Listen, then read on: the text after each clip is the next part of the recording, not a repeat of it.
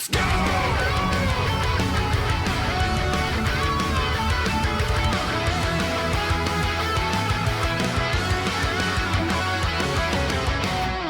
Stop talking about my beard! Some big stuff happened over the past week at Capcom.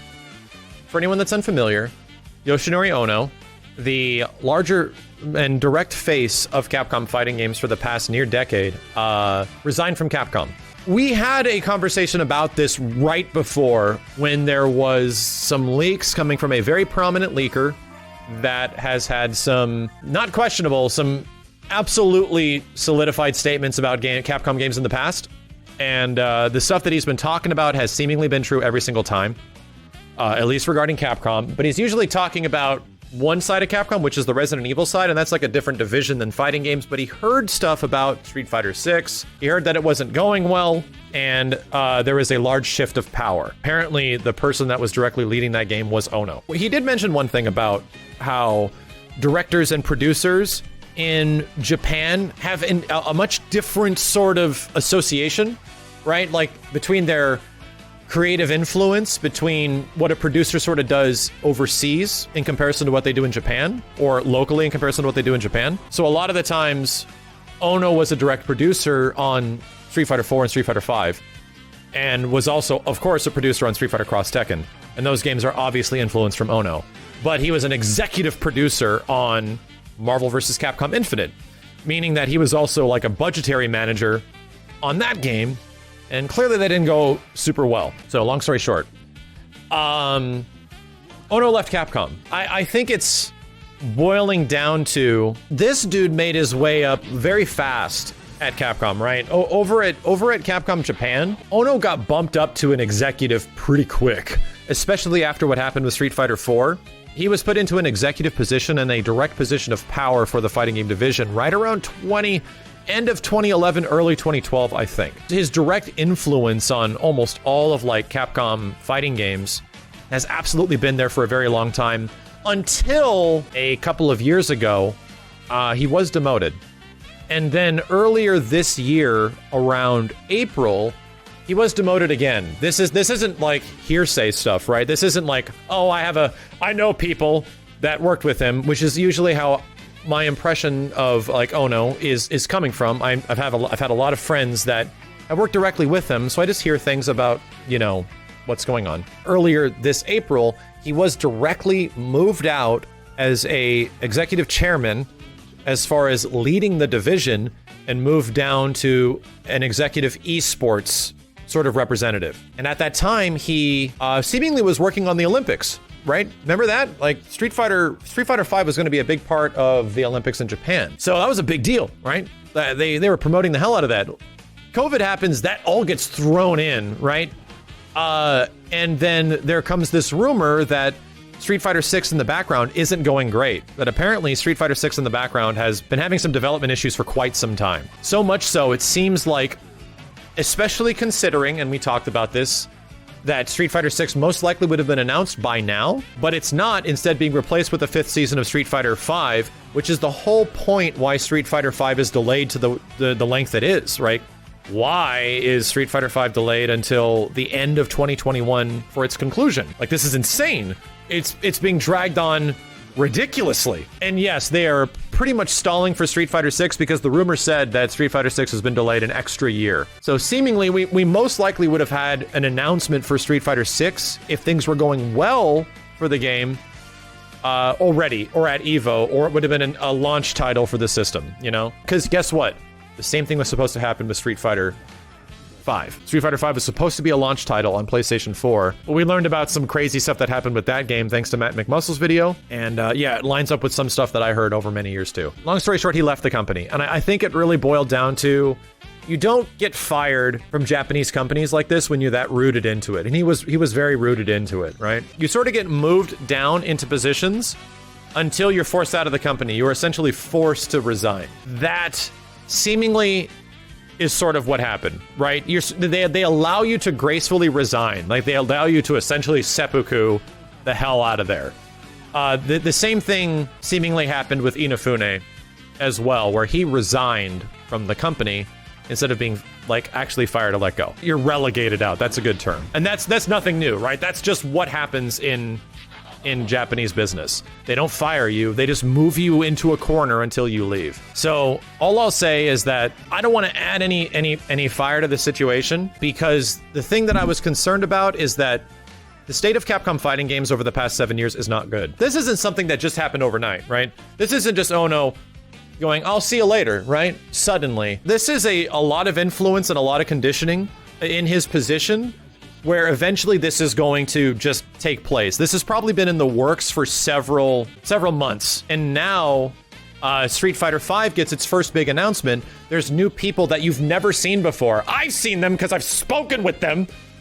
When the game was first coming out, I've literally spoken to the director about the game back when Street Fighter V was first in its beta phase. And I'm like, I know these dudes. Like, I've seen these guys before. I just haven't seen them in any official representation. And now we're seeing them for the first time. The director, the director, and then the producer of the game on that little stream they did. And guess what? There's announcements, and there's new plans, and there's communication in ways that you've never seen come from Capcom before in terms of their fighting games. It almost resembles what they're doing with Monster Hunter, which is amazing. It's really cool. It's a big change. All I'm saying is that Ono leaving, it lines up with this giant change in how Capcom is approaching things, because Ono's not the one making the decisions anymore. In fact, that decision-making process ended 4 months ago, early in April, when he was moved out of the decision-making process, when they realized, oh, we can't make Street Fighter 6's dates, we have to do this. So things have already been changing, already getting into gear with Ono not being the one in charge. And there's already been reports from the leaker that things are getting better. I think this is attributed to Ryozo taking the helm. For anyone that doesn't know, Ryozo Sugimoto is the vice president of the company. He's the son of the guy that runs Capcom. Ryozo, who I've met a couple of times, seems to love Capcom, right? He seems to have a deep passion. He's the guy that got Monster Hunter back on track. He's the guy that's been on the Monster Hunter side for a long time. And he was moved over to Division 2 more than a year ago to sort of restructure it. Like, literally, the son, the guy that is like directly responsible for things that are going great in Capcom right now, was moved over to the fighting game division a year ago to sort of shake things up, because obviously it hasn't been doing well. And this is what's happening. Things are already changing. Apparently there's new people in charge. Things are taking place. Ono got moved out. I'm really happy about this, right? I'm really happy because things need to be changed. If you look at a surface level, things have not been great for Capcom fighting games.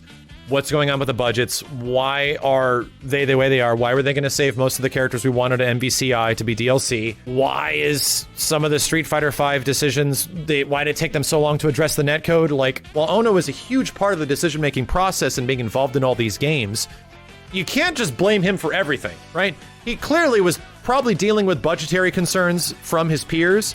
He probably was dealing with budgetary concerns from people above him, and he didn't get enough money or time to do things and had to hit dates and everything like that. We just learned that Street Fighter V literally had to come out before the end of fiscal year. So it's a complicated process. Games aren't just made by one person. However, I do have to give Ono credit. Ono was an amazing representative, right? He is exactly what you want for a brand. You want somebody that is excited and passionate about a community. You want somebody that seemingly loves the games that they're a part of, and they're able to spread that joy in terms of like press and marketing. You know, that's great. He took the spot of Seth Killian, and Seth Killian sort of represented that at Capcom for a long time, but it was just Capcom fighting games. So I have to give him credit. Like, he definitely did a great job in that situation. Definitely Harada as well, right? Harada and Mike Murray do a good job. And I think you need that. He has been the visual identity of Capcom fighting games, and especially Street Fighter, for the past larger part of a decade. And I think he's done a great job at that. So I do have to give him credit. He was a part of Street Fighter V being resurrected and getting the game back on track, probably with Inafune or something, because they were good friends. He definitely deserves a whole bunch of credit. We would not be where we're at today if it wasn't for Yoshinori Ono, and I have to give him a huge amount of praise for that. And I will say, every single time I personally have run into Ono, he's always been very nice to me. He's always been extremely generous with time, and I haven't exchanged conversations with him, but the few words I have had, he's always been appreciative of the fact that I support Street Fighter and Capcom fighting games, and made an appearance in Retro Assist Me for MVC Origins. And that's super cool. But I'm extremely happy. I'm probably the most excited somebody can be as a Capcom fighting game fan for the future. From this point going forward, it has been such a rough road being a Capcom fighting game fan for this long that I feel like we've just been tortured with a lot of stuff. This shakeup has needed to happen. All things considered, I heard a lot of stuff about Inafune from people that worked with him way back in the day at Capcom, but he was a great businessman.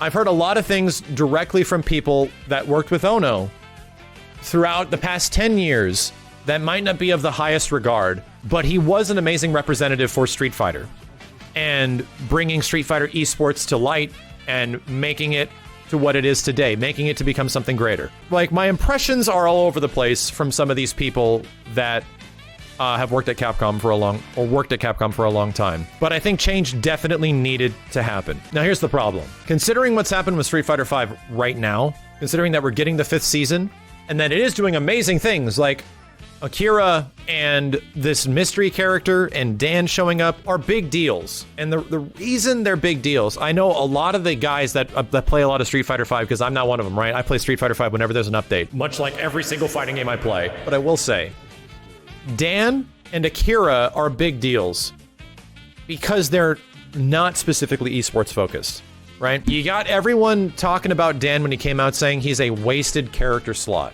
And Street Fighter V is a very sort of esports focused game. Oro is what it is, right? Oro's been teased for a long time.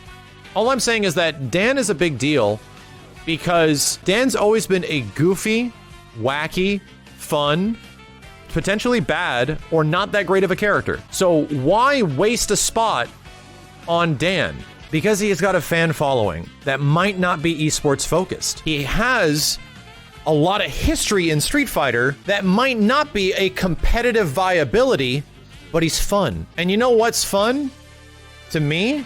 When the devs are having fun.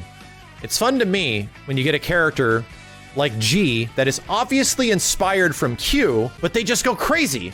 We're just gonna take Q and give him fireballs, give him even better command grabs, give him better normals, give him a crazy V-trigger. We'll just make Q but good. Competitively, maybe not so much because, you know, you get touched and you die. And then you have other characters like Seth and Gil, which obviously feel much more inspired than what their original versions technically are. But those characters are really fun and genuinely unique.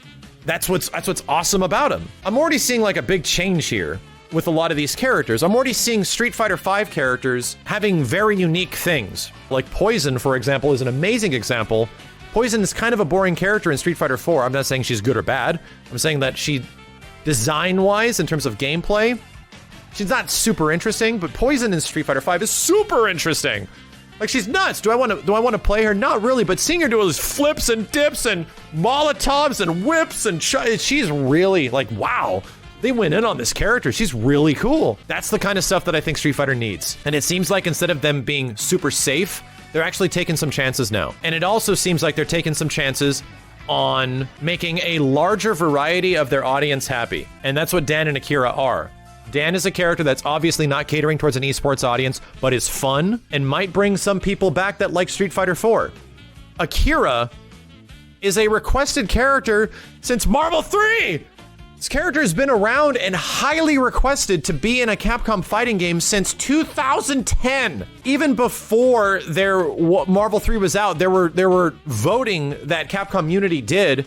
And Akira, I went back and I found the friggin' articles. She's in like the top 10. Unfortunately, Capcom Unity is gone now, so those articles are dead. But you find the threads of people that posted the results.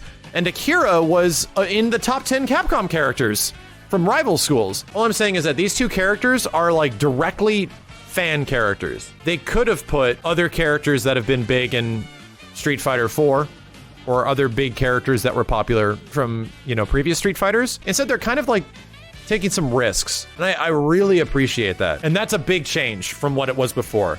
That might be the change that's happened ever since this big shakeup has happened at Capcom. So all things considered, the reason I'm mentioning this is that that's not happening for a while. Dan's not coming out until like the end of this year. And then Akira's not coming out till the end of fall of next year. Akira's not coming out until over like a year and a couple months from now. potentially. This shit is a long while away. Big changes like this, studio-wide changes at Capcom that have been going on for seemingly over a year now, when you have to completely restructure how things work and who's responsible for what and who's managing this. Like, for anyone that doesn't know, this stuff is going to take a long time. And they're pretty much admitting it's going to take a long time by showing you how long it's going to take for Street Fighter V to get this update. So for anyone that's excited about future Capcom fighting games, whether it be Street Fighter 6, whether it be Darkstalkers, whether it be something Marvel related, whether it's Star Gladiator or Project Justice 2 or Power Zone, or if you're excited about anything of the future of Capcom fighting games, I feel like now you have a reason to be excited. You do. Because it feels like there's now a possibility of those things. There could be a possibility of those things happening. It's just, if they do happen, we're a long way out. We're a long way out from them happening. Because at this point, I would like to say, based on the Ono shakeup and him leaving the company, I don't think Street Fighter 6 is coming out until February 2023. And I don't think it's going to be announced until probably like E3 2022. That's just Street Fighter 6. What are the odds for Marvel 4 now? They're the same. Marvel 4 odds are not changing. Marvel 4 is still 1 in 14,605,000. The chance of Street Fighter 6 possibly not repeating the same exact problems that Street Fighter Cross Tekken and Street Fighter 4 and MVCI did. I'm sorry, Street Fighter Cross Tekken, Street Fighter 5 and MVCI did. Very likely. Very likely. So hopefully we're going to get some other fighting games in the meantime to satiate ourselves. But I think it's a very exciting time to be a Capcom fighting game fan. I just think it's going to take a lot of patience. And so much so that my brain is just sifting through all these amazing things that could happen as a result of the shakeup at Capcom. And I have to almost forget about it. I have to specifically stop thinking about it because it is so far away. The light's at the end of the tunnel, but damn, dude, that tunnel is really far away. There's a good chance we're gonna be playing, or close to playing, Final Fantasy VII Remake Part 2 before, or right around when Street Fighter 6 comes out. So, these things don't just get announced overnight. Fighting games don't get made overnight. The development that you saw of Dan, the cell phone footage of Dan, has obviously been in development for a long time, for like months. I just hope to see change. I'm very curious because we haven't even seen it yet. We don't even know what it looks like. The last thing you've seen, essentially Capcom fighting games not directly run by Ono technically, being like in charge, UMVC3.